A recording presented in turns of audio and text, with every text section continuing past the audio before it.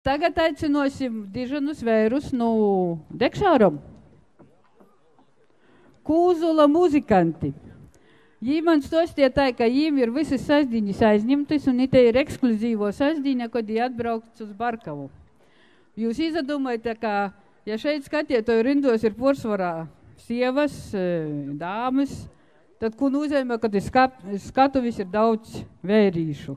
Visas lauž krāslus, dzīt leidza, visas laimēgas. Idēļ tam ir ļoti pieprasēti tī muzikanti.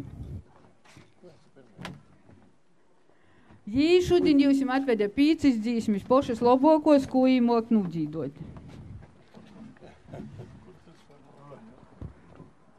Un vīni poši jī nav var sevi nuvadāt. Jīm ir tāda stingra vadietoja.